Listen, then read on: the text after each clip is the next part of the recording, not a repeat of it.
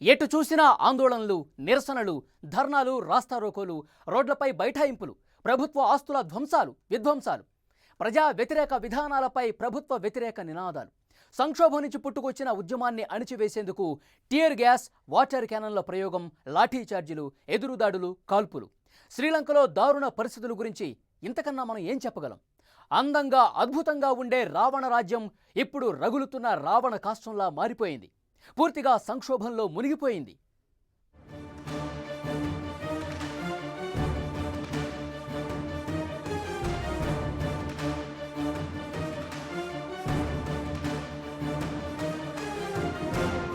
శ్రీలంకలో మిన్నంటుతున్న నిరసనల హోరు. దేశవ్యాప్తంగా కర్ఫ్యూ. అయినా ఆగని ఆందోళనలు. రాజపక్స పూర్వీకుల ఇంటిని తగలబెట్టిన నిరసనకారులు. రాజకీయ నేతల ఇళ్ళు, వాహనాలు, ఆస్తులు ధ్వంసం. నిరసనకారులపై రాజపక్స మద్దతుదారుల దాడులు. ప్రజా ఆందోళనలతో గద్దెదిగిన ప్రధాని మహిందా. నిరసనకారుల దాడిలో అధికార పార్టీ ఎంపీ మృతి.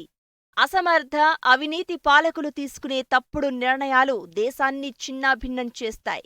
కోట్లాది మంది ప్రజల జీవితాలను తారుమారు చేస్తాయి. ఇప్పుడు శ్రీలంకలో అచ్చంగా ఇదే జరుగుతోంది. ఎటు చూసినా హింసే కనిపిస్తోంది. ఎక్కడ చూసినా విధ్వంసాలే దర్శనమిస్తున్నాయి. ప్రకృతి ఒడిలో కొలువు తీరిన శ్రీలంక ఇప్పుడు రావణ కాష్టంలా రగులుతోంది. రావణుడు సీతను ఎత్తుకొచ్చాడన్న కారణంతో హనుమంతుడు లంకాదహనం చేశాడు. కాని ఇప్పుడు అక్కడి పాలకులే తమ దేశానికి నిప్పు పెట్టారు. ఆ మంటలు ఇప్పుడు ఓ కార్చిచ్చులా మారిపోయాయి. అంతకంతకు పైపైకి ఎగిసిపడుతున్నాయి. కొన్ని నెలల నుంచి శ్రీలంకలో ఆందోళనలు, నిరసనలు కొనసాగుతున్నాయి. దేశాన్ని సర్వనాశనం చేసిన రాజపక్స ప్రభుత్వం వెంటనే దిగిపోవాలని అక్కడి ప్రజలు డిమాండ్ చేస్తున్నారు. ఇంత జరుగుతున్నా ఇంకా అక్కడి ప్రభుత్వ పెద్దలు కుర్చీలను పట్టుకుని వేలాడడంతో ప్రజలు మరింత ఆగ్రహానికి గురవుతున్నారు. ప్రభుత్వ ఆస్తులతో పాటు రాజకీయ నేతల ప్రాపర్టీలపై దాడులు చేయడంతో రోజురోజుకు పరిస్థితి అదుపు తప్పుతోంది. నిరసనకారులు హంబంటోట నగరంలోని మెదుములానాలో ప్రధాని మహింద రాజపక్సే, అతని తమ్ముడు, అధ్యక్షుడు గొటబాయ రాజపక్స ఇంటికి నిప్పు పెట్టారు. అక్కడి ప్రజల్లో కసి ఏ స్థాయిలో ఉందో చెప్పడానికి ఇదో బెస్ట్ ఎగ్జాంపుల్. ఎవరైనా అధికార పార్టీ నేతలు బయట కనబడితే చంపేస్తారేమో అనే పరిస్థితి కనిపిస్తోంది. ప్రజల్లో ఆ స్థాయి ఆగ్రహావేశాలు రావడానికి కారణముంది. గత కొంతకాలంగా శ్రీలంకలో ఆర్థిక, ఆహార సంక్షోభం తారాస్థాయికి చేరుకుంది. నిత్యవసరాల ధరలు ఆకాశాన్నంటడంతో కనీసం రోజుకు 2 పూటలు కూడా తినే పరిస్థితి లేదు.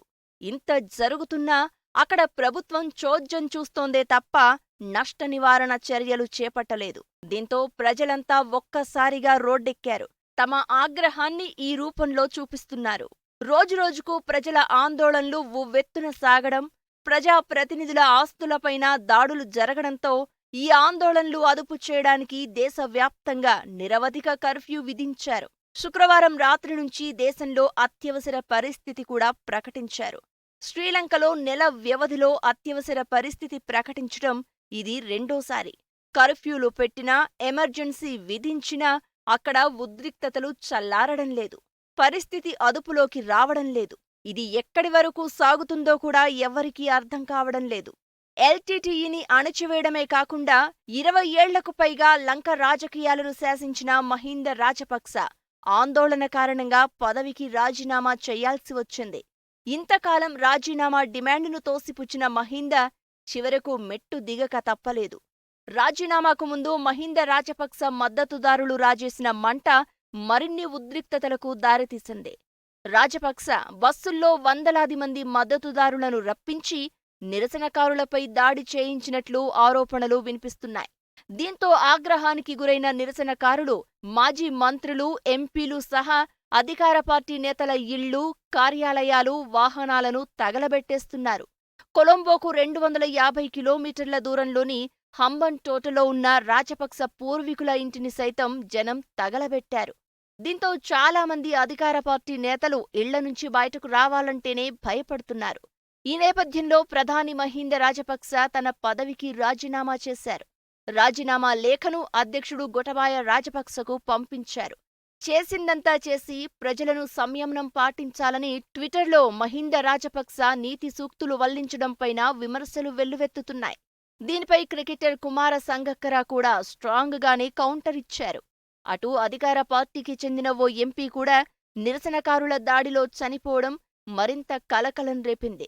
కొలంబోలో నిరసనలు పీక్ స్టేజికి చేరుకున్న సమయంలో పోలీసులు నిరసనకారులపై టియర్ గ్యాస్, వాటర్ కెనన్లు ప్రయోగించారు. ఈ క్రమంలో అధికార పార్టీకి చెందిన ఎంపీ అమరకీర్తి అత్తుక్కొరల నిరసనకారులపై కాల్పులు జరిపారు. ఈ కాల్పుల్లో 2 యువకులు తీవ్రంగా గాయపడ్డారు. దీంతో ఆగ్రహానికి లోనైన నిరసనకారులు ఆయనపై దాడి చేయడంతో అమరకీర్తి మృతి చెందారు. నిజానికి మొదట్లో ఈ నిరసనలు శాంతియుతంగానే జరిగాయి. అయితే ప్రజా ఉద్యమాన్ని అణిచివేయడానికి పోలీసులు, అధికార పార్టీ నేతలు, మద్దతుదారులు దాడులకు దిగడంతో ఈ నిరసనలు దారి తప్పాయి. శాంతియుతంగా సాగిన ఉద్యమం ఇప్పుడు అత్యంత హింసాత్మకంగా మారింది. కేవలం ఆస్తులు ధ్వంసం చేయడమే కాదు, ఏకంగా ప్రాణాలే తీసేస్తున్నారు. మరోవైపు ఇప్పటికే ప్రధాని రాజీనామా చేయగా అధ్యక్షుడు గోటబాయ రాజపక్స కూడా రాజీనామా చేయాలని ప్రతిపక్షాలు డిమాండ్ చేస్తున్నాయి. కానీ గోటబాయ మాత్రం కొత్త ప్రభుత్వం ఏర్పాటుకు ప్రయత్నం చేస్తున్నారు. అన్ని పార్టీలతో కొత్త క్యాబినెట్ను ఏర్పాటు చేసేందుకు అధ్యక్షుడు పార్లమెంటులో రాజకీయ పార్టీలను ఆహ్వానించే అవకాశాలు కనిపిస్తున్నాయి. అయితే మధ్యంతర ప్రభుత్వంలో ప్రధాని పదవిని చేపట్టేందుకు తమ నేత సాజిద్ ప్రేమదాస అంగీకరించబోరని ప్రతిపక్ష పార్టీ ఎస్జేబీ ప్రకటించింది. ఇంత జరుగుతున్నా గోటబాయకు పదవి పిచ్చి పోలేదు. ఇంకా అధ్యక్ష పదవిని పట్టుకుని వేలాడే ప్రయత్నం చేస్తున్నారు. తన సోదరుడు పదవికి రాజీనామా చేసినా తను మాత్రం మెట్టు దిగనంటున్నారు. ఏదో ఒక విధంగా కొత్త ప్రభుత్వాన్ని ఏర్పాటు చేసి ప్రజా ఆందోళనలు సద్దుమణిగేలా చేసి తన కుర్చీని కాపాడుకోవాలని ప్రయత్నిస్తున్నారు. కాని ఆయన ప్రయత్నాలు ఫలించే అవకాశాలు కనిపించటం లేదు. ఆందోళనలు రోజు రోజుకు ఉధృతమవుతున్నాయే తప్ప ఏమాత్రం అదుపులోకి రావడం లేదు. శ్రీలంకను నిండా ముంచింది ఆ నలుగురు అన్నదమ్ములే. 2 ఏళ్లలోనే లంక ఆర్థిక వ్యవస్థను చిన్నాభిన్నం చేసి పారేశారు. అవినీతి, బంధు ప్రీతితో మొత్తం వ్యవస్థను నాశనం చేశారు. ప్రభుత్వ నిధులను దోచుకు తిన్నారు. అవినీతికి, కుటుంబ పాలనకు సరికొత్త అర్థం చెప్పారు. ఇప్పుడున్న రావణ రాజ్యం రావణ కాష్టంలా మారిందంటే దానికి రాజపక్స కుటుంబమే కారణం. ఎలా ఉండే లంక ఇప్పుడు ఎలా మారిపోయింది? చూస్తుంటేనే కడుపు తరుక్కుపోతోంది. అసమర్థ నాయకులను ఎంచుకున్న లంకేయులు ఇప్పుడు అనుభవిస్తున్నారు. ఇప్పుడు శ్రీలంక ఆర్థిక పరిస్థితి వెంటిలేటర్పై ఉంది. ఎప్పుడు పూర్తిగా ఊపిరాగిపోతుందో తెలియదు. రాజపక్స కుటుంబం చేసిన నిర్వాకానికి ఇప్పుడు 2.2 కోట్ల మంది ప్రజల జీవితాలు ప్రశ్నార్థకంగా మారాయి. ప్రధానంగా దీనికి కారణం రాజపక్స కుటుంబంలోని నలుగురు అన్నదమ్ములే కారణం. కేవలం 2 ఏళ్లలోనే శ్రీలంక ఆర్థిక వ్యవస్థను అధఃపాతాళానికి తొక్కేశారు. తప్పుడు నిర్ణయాలు, ఆకాశాన్నంటే అవినీతితో అంతా నాశనం చేశారు. కుటుంబ పాలన ఇంత దారుణంగా ఉంటుందా అని ప్రపంచమంతా ఆశ్చర్యపోయేలా చేశారు. శ్రీలంక సంక్షోభంలో ప్రధాన పాత్ర ఆ దేశ తాజా మాజీ ప్రధాని మహింద రాజపక్సెకే దక్కుతుంది. మరో సోదరుడు గోటబాయ రాజపక్స దేశాధ్యక్షుడు. ఇంకో సోదరుడు బసిల్ రాజపక్స ఆర్థిక మంత్రి. చివరి సోదరుడు చమాల్ నీటిపారుదల శాఖ మంత్రి. అంతేకాదు చమాల్ కుమారుడు కూడా మంత్రిగా ఉన్నారు. వీరితో పాటు రాజపక్స కుటుంబ సభ్యులు ఇతర రాజ్యాంగ పదవుల్లో కొనసాగుతున్నారు. కీలక పదవులను తమ చేతిలో పెట్టుకుని దేశాన్ని సర్వనాశనం చేసి పారేశారు. 2.2 కోట్ల మంది ప్రజలకు చేతికి చిప్పందించారు. దేశ బడ్జెట్లోని దాదాపు 75% నిధులను తమ చేతుల్లోనే పెట్టుకుంది రాజపక్స ఫ్యామిలీ. నిధుల విడుదలంతా తమ కనుసన్నల్లోనే సాగేలా చూసుకుంది. ప్రజాధనం దుర్వినియోగం చేస్తున్నా అడిగేవాడు లేకుండా అధికారమంతా తమ చేతుల్లోనే ఉంచుకుంది. ఇన్ని అధికారాలు, నిధులు చేతిలో ఉన్నా సంక్షోభ నివారణకు మాత్రం వీళ్లు చేసిందేమీ లేదు. ఒక పక్క లంక తగలబడిపోతుంటే రాజపక్స కుటుంబం మాత్రం ఆ మంటల్లో చలి కాచుకుంది. లంకకు స్వాతంత్ర్యం వచ్చిన తర్వాత ఎన్నడూ చూడనంత సంక్షోభం ఇప్పుడు ఆ దేశాన్ని చుట్టుముట్టింది. కొన్నేళ్ల నుంచి లోటు బడ్జెట్ను ప్రవేశపెట్టడం, భారీగా పన్ను రాయితీలు ప్రకటించడంతో అప్పటికే చితికిపోయిన ఆర్థిక వ్యవస్థ చిత్తు కాగితంలా మారిపోయింది. ఈ నలుగురు అన్నదమ్ముల్లో మూల స్తంభం శ్రీలంకను నిండా ముంచింది మహింద రాజపక్స. ప్రస్తుతం ఆందోళనలు ఉధృతం కావడంతో అతను పదవిని వీడాల్సి వచ్చింది. ప్రజల కంటపడితే ఎక్కడ చంపేస్తారేమో అని నేవల్ బేస్లో అతను తలదాచుకున్నాడు. అతనికి సుదీర్ఘ రాజకీయ అనుభవం ఉంది. కాని ఆ అనుభవాన్ని కేవలం ప్రజాధనాన్ని దోచుకోవడానికి ఉపయోగించుకున్నాడు. శ్రీలంక సర్కారును ముప్పుతిప్పలు పెట్టిన ఎల్టీటీఈని అంతం చేసి దేశవ్యాప్తంగా ఇమేజ్ పెంచుకున్నాడు రాజపక్స. దేశ రాజకీయాలపై పట్టు బిగించాడు. 2 దశాబ్దాల పాటు లంక రాజకీయాలను శాసించాడు. ఇప్పుడు ఏకంగా దేశాన్నే ముంచేశాడు. మహింద రాజపక్స 2005, 2015లో శ్రీలంకకు అధ్యక్షుడిగా పనిచేశాడు. మూడోసారి అధ్యక్ష పదవి చేపట్టడం కుదరకపోవడంతో ఆ స్థానంలో తన సోదరుణ్ణి కూర్చోబెట్టాడు. దీనికోసం చట్ట సవరణే చేశారు. ఇతను కూడా తక్కువేమీ తినలేదు. గొటబాయ డిఫెన్స్ సెక్రటరీగా పనిచేసిన రోజుల్లో ప్రత్యర్థులను కిడ్నాప్ చేసేందుకు డెత్ స్క్వాడ్లను వినియోగించినట్లు ఆరోపణలు ఉన్నాయి. అందుకే ఇతన్ని ది టర్మినేటర్గా పిలుస్తారు. 2009లో ఎల్టీటీఈ ఉద్యమాన్ని అణిచివేయడంలో కీలక పాత్ర మహింద రాజపక్సదే. ఆ సమయంలో దాదాపు 40,000 మంది ప్రాణాలు కోల్పోయారు.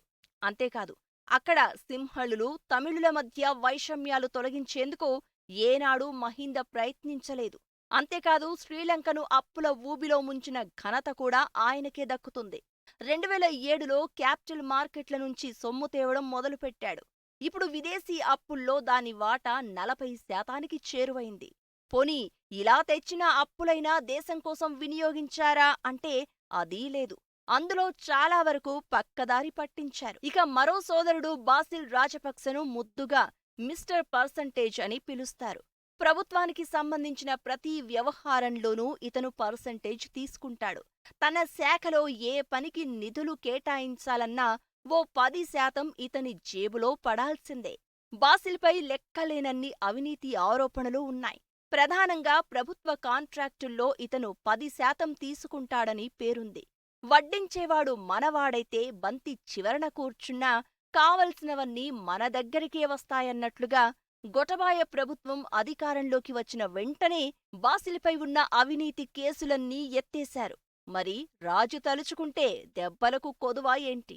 ఇక మరో సోదరుడు చెమాల్ రాజపక్స.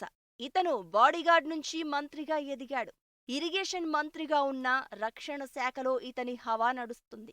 అంతేకాదు, మహింద దేశ అధ్యక్షుడిగా ఉన్న టైంలో చెమాల్ షిప్పింగ్, ఏవియేషన్ శాఖలు చూసేవాడు. ఇతను తన పిల్లల్ని కూడా మంత్రివర్గంలో చేర్చి 2 చేతులా సంపాదించాడు. ఇలా ఈ నలుగురూ కలిసి శ్రీలంకను సర్వనాశనం చేసి పారేశారు. కర్ణుడి చావుకు 1,00,000 కారణాలున్నట్లు శ్రీలంక సంక్షోభం వెనుక అంతకు మించి కారణాలు చాలానే ఉన్నాయి. టెర్రరిస్టు దాడులు మొదలుకొని పాలకుల అవినీతి, తప్పుడు నిర్ణయాలు, కోవిడ్, ఇలా అన్నీ కలిసి ఆర్థిక, ఆహార సంక్షోభాన్ని సృష్టించాయి. 2 కోట్ల మందికి పైగా ప్రజల జీవితాలను ప్రశ్నార్థకం చేశాయి. కొందరి చేతుల్లో భారీగా డబ్బుంది. కానీ ఆ డబ్బుతో లగ్జరీ ఐటమ్స్ కొనే పరిస్థితి లేదు.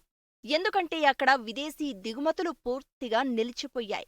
కనీసం కారులో బయటకు వెళ్దామంటే పెట్రోలు కూడా దొరకని పరిస్థితి నెలకొంది. రేపేం జరుగుతుందో తెలియదు. ఇప్పుడేం చెయ్యాలో అర్థం కాదు. ఇక మధ్యతరగతి మనుషుల పరిస్థితి పూర్తిగా భిన్నం. అరకొరగా నిత్యావసరాలు దొరుకుతాయి. కాని వాటిని కొనేంత డబ్బులు వారి దగ్గర లేవు. ఎందుకంటే వాటి ధరలు అమాంతం 4-5 రెట్లు పెరిగిపోయాయి. గత కొన్ని నెలల్నుంచి ఇదే దుస్థితి. అందుకే కడుపు మండి రోడ్లెక్కుతున్నారు. తమ నిరసన తెలియచేస్తున్నారు. 2 కోట్ల మందికి పైగా జనాభా కలిగిన లంకను ఆర్థిక, ఆహార సంక్షోభం కుదిపేస్తోంది. గత ఏడాదిలోనే ప్రకంపనలు మొదలయ్యాయి. అయినా పాలకులు మేల్కోలేకపోయారు. పెట్రోల్ నుంచి కూరగాయల ధరల వరకు అన్నీ ఆకాశాన్నంటుతున్నా ప్రభుత్వం చోద్యం చూసిందే తప్ప నష్ట నివారణ చర్యలు చేపట్టలేదు. తినడానికి తిండి లేదు, వైద్యానికి మందులు లేవు, పని చేద్దామంటే ఉపాధి లేదు. దీంతో అక్కడి ప్రజలంతా ఉక్కిరిబిక్కిరవుతున్నారు. విదేశీ మారక నిల్వలు పూర్తిగా అడుగంటిపోవడంతో కీలక దిగుమతులన్నీ నిలిచిపోయాయి. భారత్ లాంటి దేశాలిచ్చే అరకొర సాయంతో ఇన్నాళ్లు ఎలాగోలా నెట్టుకొచ్చారు. ఇప్పుడు అవి కూడా అయిపోవడంతో ఆకలి కేకలు మిన్నంటుతున్నాయి. పాలకులు తప్పుల మీద తప్పులు, అప్పుల మీద అప్పులు చేసుకుపోవడంతోనే శ్రీలంకకు ఈ దుస్థితి వచ్చింది. టెర్రరిస్టు దాడులతో శ్రీలంకకు సంక్షోభం మొదలైంది. శ్రీలంక ప్రధాన ఆదాయం టూరిజం. ప్రతి ఏటా ఎంతో మంది విదేశీ టూరిస్టులు శ్రీలంకకు వస్తూ ఉంటారు.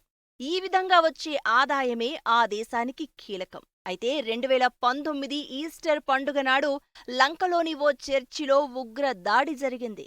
ఈ ఘటన ఆ దేశ పర్యాటక రంగాన్ని కోలుకోలేని దెబ్బతీసింది. విదేశీ మారక నిల్వలు పూర్తిగా పతనమయ్యాయి. శ్రీలంక పేరెత్తితే టూరిస్టులు భయపడేలా చేశాయి. దీన్నుంచి ఎలా కోలుకోవాలా అని ఆలోచిస్తున్న సమయంలోనే కరోనా దాడి మొదలుపెట్టింది. ప్రపంచం మొత్తం స్తంభించిపోవడంతో శ్రీలంక టూరిజం పూర్తిగా కళతప్పింది. ఆదాయానికి గండిపడింది. ప్రభుత్వం చేతిలో విదేశీ మారక నిల్వలు పడిపోవడంతో దిగుమతులపై నిషేధం విధించారు. దీంతో చమురు, నిత్యావసరాల కొరత ఏర్పడి వాటి ధరలు ఆకాశాన్నంటడం మొదలైంది. అలా ఆర్థిక వ్యవస్థ నేలచూపులు చూడడం మొదలైంది. ఇక ప్రభుత్వం చేసిన అతిపెద్ద పొరపాటు కృత్రిమ ఎరువుల దిగుమతిని పూర్తిగా నిలిపివేయడం. 2021 మే నెల నుంచి ఈ నిర్ణయం తీసుకున్నారు. దీనికి కారణం విదేశీ మారక నిల్వలు పొదుపు చెయ్యడమే. కానీ ఈ వ్యూహం పూర్తిగా బెడిసికొట్టింది. ఈ నిర్ణయమే లంక పరిస్థితిని దారుణాతి దారుణంగా దిగజార్చి పారేసింది. వరి, తేయాకు, కొబ్బరి సహా ఇతర వ్యవసాయ ఉత్పత్తుల దిగుబడి దాదాపుగా 30% పైగా పడిపోయింది. ఇటు రైతులు ఎంత మొరపెట్టుకున్నా మొండిగా వ్యవహరించి చేతులు కాల్చుకుంది. శ్రీలంకలో ఆకలి కేకలకు ఇదే ప్రధాన కారణంగా మారింది. శ్రీలంకలో సంక్షోభం కారణంగా అత్యవసర మందుల నుంచి సిమెంట్ వరకు అన్ని వస్తువుల కొరత ఏర్పడింది. నిత్యావసరాల కోసం ప్రజలు కిలోమీటర్ల పొడవునా క్యూలు కట్టాల్సిన పరిస్థితి ఏర్పడింది. దీనికి తోడు ఇంధన కొరత కారణంగా రవాణా వ్యవస్థ పూర్తిగా స్తంభించిపోయింది. పేపరు కొరత కారణంగా పరీక్షలు వాయిదా వేసుకోవాల్సొచ్చింది. గత 7 దశాబ్దాల కాలంలో ఈ స్థాయి సంక్షోభ పరిస్థితుల్ని అక్కడి వారు చూడనేలేదు. స్థాయికి మించి చేసిన అప్పులు కూడా శ్రీలంకను నిండా ముంచాయి. 2009లో అంతర్జాతీయ ద్రవ్యనిధి నుంచి లంక $2.6 బిలియన్ రుణం తీసుకుంది. ఆ తర్వాత కూడా ఎగుమతులు పుంజుకోలేదు. అప్పటినుంచి విదేశీ నిల్వల శాతం తగ్గిపోతూ వచ్చింది. 2016లో మరోసారి IMFను ఆశ్రయించి $1.5 బిలియన్ రుణం పొందారు. ఇలా అప్పులు చేసుకుంటూ పోవడం, అటు ఆదాయ మార్గాలపై దృష్టి పెట్టకపోవడంతో పరిస్థితి మరింతగా దిగజారింది. ఇప్పటికే విదేశీ రుణాలను డీఫాల్ట్గా ప్రకటించిన లంక మొత్తం $51 మిలియన్ విదేశీ రుణాలను చెల్లించలేమని చేతులెత్తేసింది. అయితే ఈ స్థాయి సంక్షోభానికి అక్కడి ప్రభుత్వమే కారణం. అందుకే ప్రజలు ఇంతలా రగిలిపోతున్నారు. తప్పుడు నిర్ణయాలు, అవినీతితో దేశాన్ని అంధకారంలోకి నెట్టారని విరుచుకుపడుతున్నారు. పరిస్థితి చూస్తుంటే ఇప్పట్లో శ్రీలంక కోలుకునే అవకాశాలు కనిపించడం లేదు. శ్రీలంక అధ్యక్షుడు గోటబాయ రాజపక్స తన పదవికి రాజీనామా చేస్తే కానీ ఉద్రిక్తతలు చల్లారు. అతనొక్కడే కాదు, ప్రభుత్వంలో పదవులు వెలగబెడుతున్న అతని కుటుంబ సభ్యులను కూడా తప్పిస్తే కానీ ప్రజల్లో నెలకొన్న ఆగ్రహావేశాలు చల్లారు. మరోవైపు రాజపక్స కుటుంబ సభ్యులు రాజీనామాలు చేసినంత మాత్రాన సంక్షోభం తొలగిపోదు. ఈ సంక్షోభాన్ని గట్టెక్కించాలంటే ఇప్పుడు లంకకు ఓ బాహుబలి కావాలి. శ్రీలంకను ఆర్థిక, ఆహార సంక్షోభం ఒకే రోజులో చుట్టుముట్టలేదు. గత కొన్నేళ్ల నుంచి మెల్లమెల్లగా ఆ దేశం సంక్షోభంలో కూరుకుపోయింది.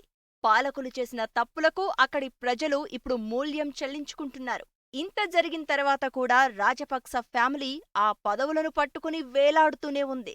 గొటబాయ కొత్త ప్రభుత్వ ఏర్పాటుకు ప్రయత్నిస్తున్నాడే కాని తను చేసిన తప్పులకు పశ్చాత్తాపం వ్యక్తం చేసి గద్దె దిగడానికి మాత్రం ఇష్టపడడం లేదు. కాని ఆ దేశంలో ఇప్పటికిప్పుడు ఉద్రిక్తతలు చల్లారాలంటే ముందుగా అధ్యక్షుడు రాజీనామా చెయ్యాలి. రాజపక్స కుటుంబానికి చెందిన మిగతా వారు కూడా తమ పదవులను వీడాలి. అప్పుడు ప్రజల ఆగ్రహం తగ్గుతుంది. సంక్షోభం నుంచి బయటపడలేకపోయినా కనీసం ఆ దేశంలో శాంతైనా నెలకొంటుంది. లేకపోతే ఆందోళనలు మరింత ఉధృతమై ఏమైనా జరగొచ్చు. ఆ తర్వాత అక్కడి ప్రభుత్వం ఇంకేమీ ఉండదు. సైన్యాన్ని రంగంలోకి దింపి ఆందోళనలు అదుపు చేయాలని చూసినా అది సాధ్యం కాదు. ఈ రోజు కాకపోతే రేపు, రేపు కాకపోతే ఇంకో రోజు ఖచ్చితంగా గొటబాయ రాజీనామా చెయ్యాల్సిందే. అతనికి అంతకు మించి ఆప్షన్ లేదు. కాని ఆ తర్వాత అధికారాన్ని చేపట్టేదెవరు? సంక్షోభంలో పూర్తిగా కూరుకుపోయిన దేశాన్ని గట్టెక్కించేదెవరు? మళ్ళీ లంకకు పూర్వ వైభవాన్ని తెచ్చేదెవరు? ఇప్పుడు ఇవే ప్రశ్నలు వినిపిస్తున్నాయి. పవర్ని కోరుకోని వారెవ్వరూ ఉండరు. కానీ పీకల్లోతు సంక్షోభంలో ఉన్న దేశంలో అధికారం చేపట్టి చేసేదేముంటుంది? అందుకే ఇప్పుడు అక్కడి ప్రతిపక్షాలు సైతం ఆలోచనలో పడ్డాయి. ఏం చెయ్యాలో అర్థం కాని గందరగోళంలో ఉన్నాయి. శ్రీలంక పూర్తిగా అప్పుల ఊబిలో కూరుకుపోయింది. విదేశాలకు ఇంకా $51 బిలియన్ రుణాలు చెల్లించాల్సి ఉంది. కానీ చేతిలో చిల్లి గవ్వలేదు. ఇప్పుడు శ్రీలంక కోలుకోవాలంటే ఖచ్చితంగా దాని మిత్రదేశాలు చేయూతనివ్వాలి. ఇప్పుడిప్పుడే కోవిడ్ నుంచి ప్రపంచం మెల్లమెల్లగా కోలుకుంటోంది. అయినా ఇప్పుడు శ్రీలంకలో ఉన్న ఘోర పరిస్థితుల దృష్ట్యా అక్కడ అడుగుపెట్టే సాహసం టూరిస్టులెవ్వరూ చేయరు. పూర్తి స్థాయిలో ఆందోళనలు తగ్గుముఖం పట్టడంతో పాటు అక్కడ అన్ని వస్తువులు దొరుకుతాయన్న నమ్మకం కుదిరితే తప్ప టూరిజం మళ్లీ కోలుకోదు. అందుకే విదేశీ మారకద్రవ్యం తెచ్చిపెట్టగలిగే ఇతర రంగాలపై ప్రభుత్వం ఫోకస్ చేయాల్సి ఉంటుంది. దేశంలో ధరలకు కళ్ళెం వేయడానికి వ్యవసాయాన్ని ప్రోత్సహించాల్సి ఉంటుంది. ఉత్పాదక రంగాలకు ఊతమివ్వాల్సి ఉంటుంది. మొత్తంగా శ్రీలంకలో ప్రభుత్వాన్ని గద్దెదింపి అవినీతి నాయకుల ఆస్తులు జాతీయం చేసి సమర్థవంతమైన నాయకులను ఎన్నుకుని మిత్రదేశాల నుంచి సాయం అందినప్పుడే మునుపటి శ్రీలంక మనకు కనిపిస్తుంది. ఆ దిశగా ప్రయత్నాలు జరగాల్సిన అవసరముంది.